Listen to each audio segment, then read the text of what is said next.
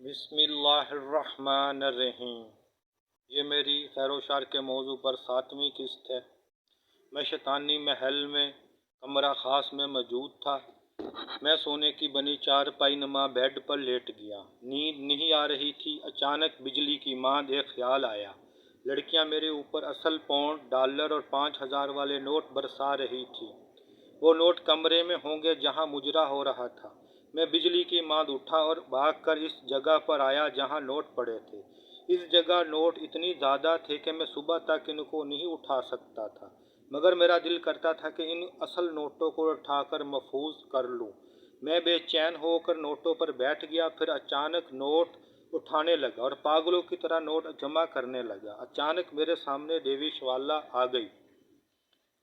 अरे साहब, नोट बहुत प्यारे लगते हैं जो इन हाथों की मैल को खुद उठा रहे हो। मुझे हुक्म दिया होता मैं उठा देती। देवी शवाला ने नहायत काटदार अंदाज में सवाल किया। मैं सचमुच शर्मिंदा हो गया था। मगर मगर हो गया था मैंने जो कहा, कमरे में गंदगी हो तो मुझे नहीं आती, इसलिए मैं सफाई कर रहा था। मैंने बेजान से लहजे में मुस्कुराते हुए कहा, गंदगी है बहुत प्यारी, इसको उठाकर लोहे के सेफ में आप यकीनन रखेंगे। मेरी बात दुरुस्त है? शवाला देवी ने तेज नज़रों से मुझे घूर कर देखा।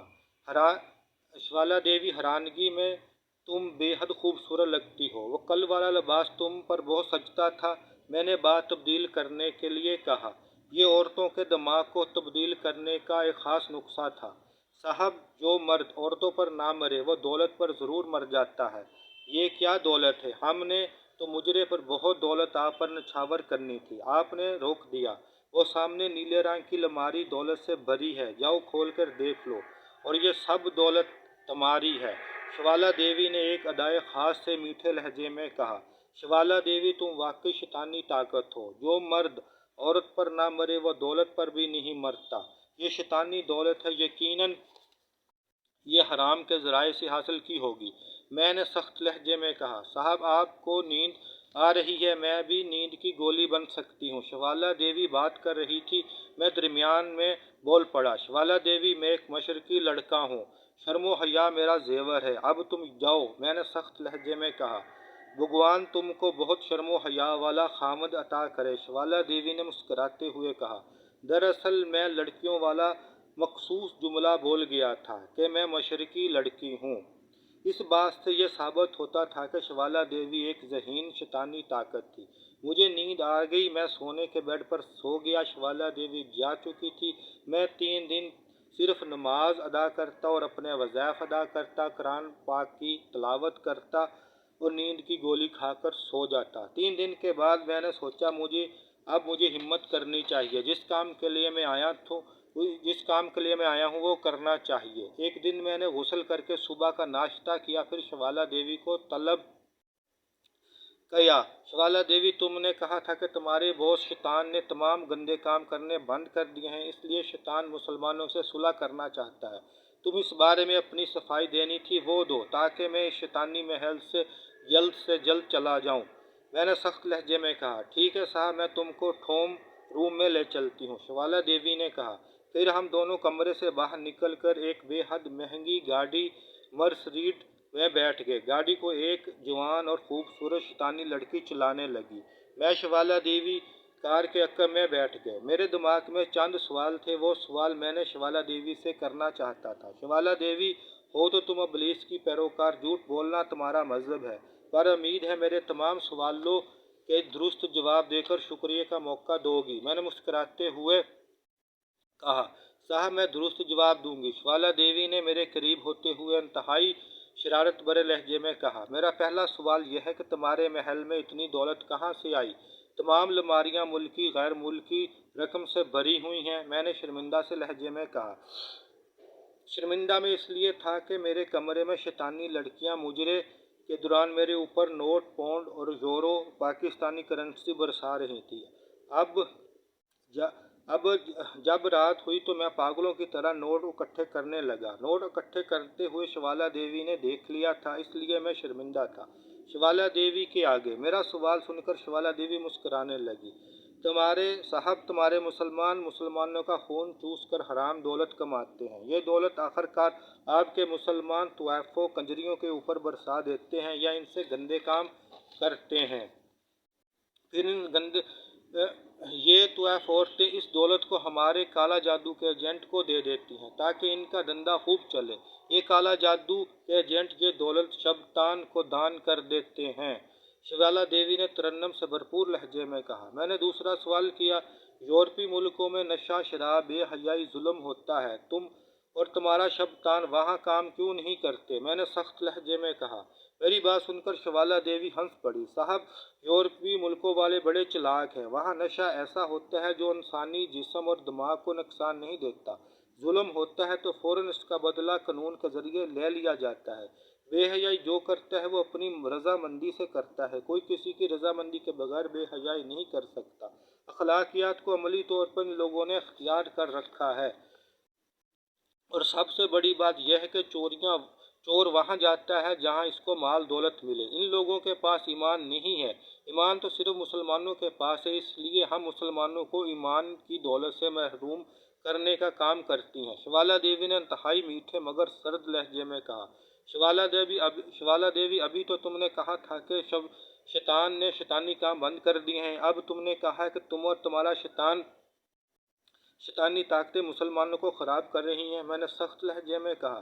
صاحب، دنیا میں ہر مخلوق کوئی نہ کوئی کام کرتی ہے، کام کرنا برا نہیں، ہم بھی کام کرتے ہیں، شیوالا دیوی نے سپاٹ مگر ٹھنڈے سے لہجے میں کہا۔ شیوالا دیوی، تم ایک طاقت ہو، تمہاری ساتھی لڑکیاں بھی ایک بدبودار دھوئیں کی بنی ہوئی طاقت ہو، مگر تم ٹھوس جسم کیسے اختیار کر لیتی ہو؟ میں نے ایک اہم سوال کر دیا۔ صاحب، تمہارے دنیا میں جنات بھی تو رہتے ہیں جو ان کا جسم ہوا اور کالے دھوئیں سے بنا ہوا ہوتا ہے، مگر جب وہ مجسم ہوتے ہیں تو انسانی ٹھوس جسم کے بن جاتے ہیں۔ اس اصول کے تحت ہم ٹھوس جسم اختیار کر لیتی ہیں۔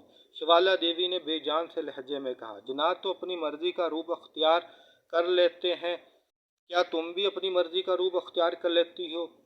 میں نے مزیدار لہجے میں کہا۔ صاحب، جب مجرا ہو رہا تھا آپ نے جن اداکارہ کا سوچا تھا، ہماری مقدس طاقتوں نے آپ کی سوچ پڑھ لی اور فوراً ان لڑکیوں کا روپ اختیار کر لیا، مگر ہم ماڈرن اور بے حیا روشن خیال لڑکیوں کا بدن اور شکل اختیار کر سکتی ہیں۔ جو لڑکیاں شرم و حیا اور پردہ اختیار کرتی ہیں، ہم ان کے پاس بھی نہیں جا سکتی، شیوالا دیوی نے کہا۔ شیوالا دیوی میرے سوالوں کے جواب نہیں دینا چاہتی تھی، مگر میں اس وقت شیوالا دیوی کا آقا تھا، اس لیے مجبوراً میرے تمام سوالوں کا جواب درست دے رہی تھی۔ کیا تم ان بے حیا ماڈرن لڑکیوں کو ہلاک کر کے ان کا جسم حاصل کرتی ہو؟ میں نے بے چین سے لہجے میں کہا۔ صاحب، جو لڑکیاں اپنے بھگوان کے حکم کو غلط مانتی ہیں، ان کا جسم ہمارا غلام بن جاتا ہے، ہم جب چاہیں ان کا بدن استعمال کر سکتی ہیں۔ شیوالا دیوی نے اب مزیدار اور بہت تر و تازہ لہجے میں کہا۔ تم سب طاقتیں لڑکیوں کے روپ میں ہی کیوں نظر آتی ہوں؟ میں نے ایک اہم سوال کر دیا۔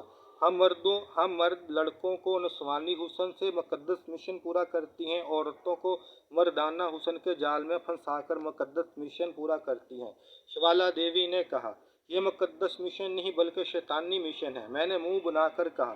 میری بات سن کر شیوالا دیوی خاموش ہو گئی۔ اب ٹھوم روم آ چکا تھا۔ کار سے نکل کر ہم ٹھوم روم کی طرف چل پڑے۔ رستے میں میں نے پوچھا، شیوالا دیوی جی، تم ناچتی بہت بے شرمی سے ہو، کیا سب شیطانی لڑکیاں اتنی گندگی اور بے شرمی ہوتی ہیں؟ میں نے لا علمی میں سوال کر ڈالا۔ میرا سوال سن کر شیوالا دیوی کا چہرہ غصے سے سرخ پڑ گیا۔ بولی، صاحب، آپ کے ملک پاکستان میں جس کام میں خود کفیل ہوا ہے وہ ڈانس ہے۔ پہلے شادی بیاہ پر کنجریاں ناچتی تھیں اور شریف گھرانے کی لڑکیاں غیر مردوں کے آگے ناچتی ہیں، آگے بے شرمی سے ناچتی ہیں۔ ان لڑکیوں کے بھائیوں کے دوست اور کیمرہ مین ان کی ڈانس کی فلم بنا رہے ہوتے ہیں۔ اب کا پاکستانی معاشرہ ہم سے بھی زیادہ گندا بن چکا ہے۔ یہ بات سن کر مجھے غصہ تو بہت آیا، مگر بات سچ تھی، میں نے جان بوجھ کر بات پلٹ دی۔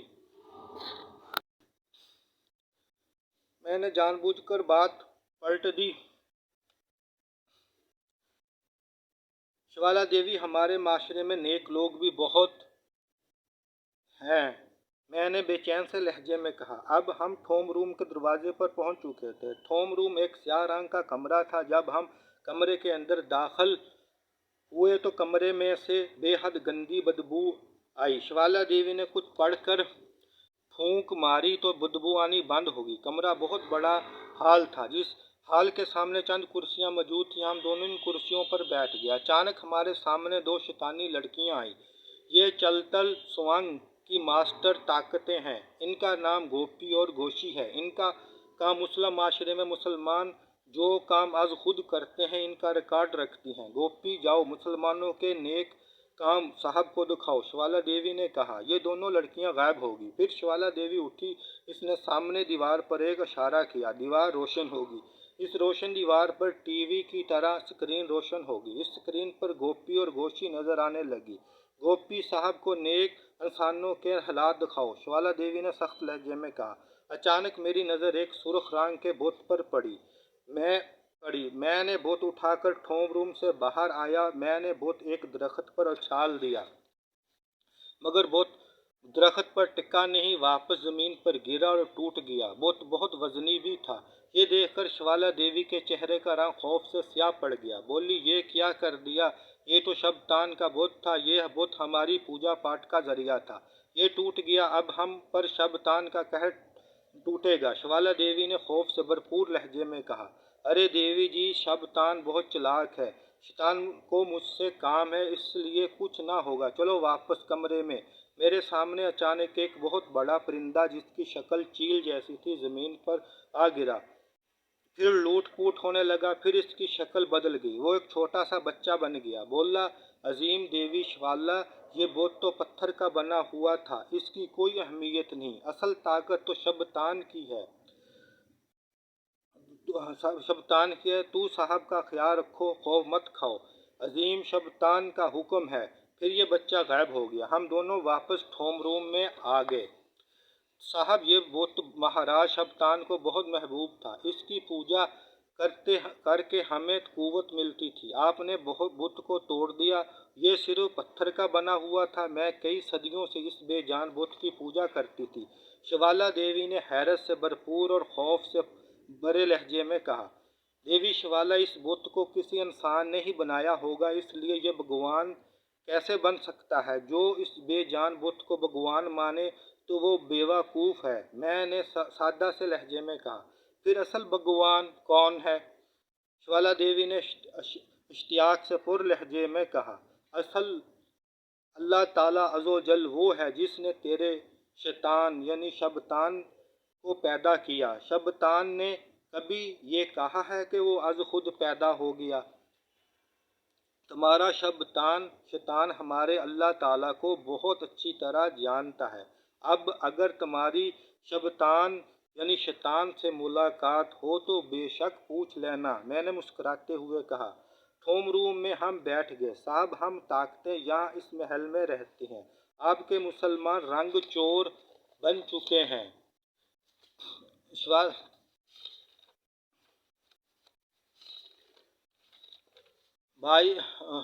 بھائی خود گندے کام کرتے ہیں، پھر ہم سے دشمنی کیسی؟ تم سب شبتان کی صلح اپنی عوام سے کرا دو، بس یہ کام ہے، اس کام کے بعد میں تمہاری سچ مچ کنیز بن جاؤں گی۔ یہ غلط کام بھی نہیں ہے، شوالا دیوی نے چلتر رنگ سے کام لے کر اپنی بات منواتے ہوئے کہا۔ شوالا دیوی جی، تم ایک گندی، ناپاک، پلیت شکتی ہو، ہم مسلمان ہیں، ہمارے قرآن مجید میں شیطان اور تم لوگوں سے کبھی بھی صلح نہیں ہو سکتی، یہ حکم ہمارے مقدس کتاب میں ہے۔ میں نے انتہائی سخت لہجے میں کہا۔ جاؤ صاحب، تمہارے مسلمان لوگ تو جانوروں سے بھی بدتر ہیں، جانور دوسرے جانوروں کا کھانا نہیں کھاتے، تمہارے مسلمان حرام دوسرے مسلمانوں کا مال اور غریب کو لوٹتے ہیں، شوالا دیوی نے پر مکر لہجے میں کہا۔ ان مسلمانوں کا یہ حال بھی تم شیطانی طاقتوں نے کیا ہے، میں نے شوالا دیوی کو گھورتے ہوئے کہا۔ میری بات سن کر شوالا دیوی بے اختیار ہنس پڑی۔ اس کی ہنسی میں بے پناہ طنز تھا۔ صاحب، آپ کن لوگوں پر اتنا گھمنڈ کرتے ہیں؟ ٹھیک ہے، تمہارے بڑے اور پرانے بزرگ نیک ہوا کرتے تھے، شوالا دیوی نے فاتحانہ لہجے میں کہا۔ تم نے ہمارے نیک لوگوں کو دیکھا ٹھیک اب ہے۔ میں نے بے اختیار اور بغیر سوچے سمجھے بات کر دی۔ صاحب تمہارے لوگوں نے دل سے شبتان مہاراج سے صلح کر لی ہے مگر زبان سے توحید پرست ہیں۔ شوالا دیوی نے اب نہایت میٹھے مگر پر شیطانی لہجے میں کہا، ایسی بھی بات نہیں، آج بھی مسلمانوں میں بڑے نیک بندے بندیاں موجود ہیں۔ میں نے سادہ سے لہجے میں کہا، میرے لہجے میں مایوسی تھی۔ یہ مایوسی اس لیے تھی کہ میں مسلمانوں کے حالات جانتا تھا۔ یہ بات بھی دل کو سچ لگ رہی تھی کہ مسلمانوں نے شیطان سے دل سے صلح کر لی ہے مگر زبان سے ہم اللہ تعالیٰ کے بندے بن رہے ہیں۔ یہ بھی احسان ہے اللہ تعالیٰ عز و جل کا اور ہمارے پیارے آقا حضرت محمد صلی اللہ علیہ وسلم کا کہ اس نے ہم کو مسلمان بنا رکھا ہے اور اپنا بھی بنا رکھا ہے۔ صاحب کوئی ایک نیک بندے کا نام تو بتاؤ، شوالا دیوی نے بے حد سنگت بھرے لہجے میں کہا۔ شوالا دیوی نے سنگت بڑے لہجے میں اس لیے بولا تھا کہ میں بے بس ہو رہا تھا۔ شوالا دیوی میری بے بسی پر خوش ہو رہی تھی۔ میں نے بے اختیار ایک بڑے پیر اور عالم حضرات کا نام لے دیا۔ میں اس پیر کا نام نہیں بتاؤں گا، میں اس پیر کو ذاتی طور پر بھی جانتا تھا۔ شوالا دیوی نے ہاتھ کے اشارے سامنے دیوار پر کیا اور دیوار روشن ہوگی۔ روشن دیوار پر گوپی اور گوشی نظر آنے لگی۔ اچانک شوالا دیوی سونے سے بنی کرسی سے اٹھ کر کھڑی ہو گئی اور ترنم زدہ لہجے میں کسی نامعلوم زبان میں بولی، پھر کرسی پر بیٹھ گئی۔ یہ گوپی اور گوشی ایک ناٹک کرے گی تمہارے اس نیک انسان کے سامنے، دیکھنا، شوالا دیوی نے کہا۔ میں نے اسکرین پر دیکھا، گوپی ایک بے حد بوڑھی عورت کے روپ میں تھی، گوشی ایک بے حد کم سن لڑکی کے روپ میں تھی۔ گوشی کی عمر 1 سال کی بچی کی تھی۔ بوڑھی عورت گوشی کو اٹھائے جب اس نیک آدمی کے آستانہ عالیہ میں گئی، اس پیر کو اپنی بہت دکھ بھری کہانی سنائی اور پیر صاحب کو بتایا کہ وہ 2 دن کی بھوکی ہے۔ پھر پیر صاحب نے کھانا کھلانے کے بجائے اس کو ایک تعویذ دے دیا اور واپس کر دیا۔ واپسی پر گوپی نے 5000 روپے کا نوٹ پیر صاحب کے پاس گرا دیا۔ میں نے اسکرین پر دیکھا، پیر صاحب نے 5000 روپے والا نوٹ اٹھا کر اپنی پتلون میں رکھ لیا۔ چند منٹ بعد گوپی اور گوشی واپس آئے۔ گوپی نے اپنا نام گل بدن بتایا تھا۔ گوپی گل بدن کے روپ میں بوڑھی عورت کی شکل میں تھی۔ پیر صاحب میری یہاں رقم گر گئی ہے، مجھے آج زکوٰۃ ملی تھی، گل بدن اماں جان نے نہایت عاجزانہ انداز میں کہا۔ جواب میں اس پیر اور عالم صاحب نے نہایت فاحش گندی گالیاں دی اور کہا، سور کی اولاد، 5000 روپے کا الزام لگاتی ہے۔ پھر اس پیر کے ملازموں نے اس بوڑھی عورت کو دھکے مار کر آستانہ عالیہ سے نکال دیا۔ حالانکہ اس بوڑھی عورت گوپی نے یہ کہا تھا کہ میری رقم گری ہے۔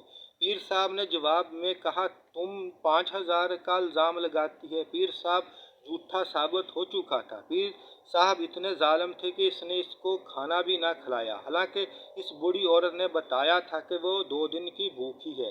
یہ سب کچھ دیکھ کر میں حیران رہ گیا، میری ہمت بھی جواب دے گئی، میرا ذہن مکمل طور پر بند ہو چکا تھا۔ میں سوچ رہا تھا کہ ہماری عورتوں نے نیک بچے پیدا کرنے بند کر دیے ہیں۔ شوالا دیوی، نیک اور بدبودار لوگ تو ہر جگہ ہوتے ہیں، میں نے مدھم سے لہجے میں کہا۔ صاحب اس نیک بندے کا انتخاب آپ نے خود کیا تھا۔ شوالا دیوی کے لہجے میں شدید طنز تھا۔ شوالا دیوی، میری طبیعت خراب ہونے لگی ہے، میں اپنے کمرے میں جانا چاہتا ہوں۔ پھر میں نے شوالا دیوی کے ساتھ کار میں بیٹھ کر واپس اپنے کمرے میں آ گیا۔ کمرے میں آ کر غسل کیا، کھانا کھایا اور نیند کی گولی کھا کر سونے لگا تو اچانک میرے سامنے ایک پرندہ گرا۔ وہ چیل نما پرندہ تھا، اس کے ہاتھ میں ایک رنگا پتھر تھا، اس میں لکھا تھا کہ شیطان کی تیسری طاقت، یعنی تیسرا شیطان تم سے ملاقات کرنے کے لیے چند دنوں بعد آئے گا۔ اس نے آ کر کیا گل کھلائے، یہ اگلی قسط میں بتاؤں گا، بہت مزیدار اگلی قسط ہے۔ پاک فوج زندہ باد، پاکستان زندہ باد، صلی اللہ علیہ وسلم۔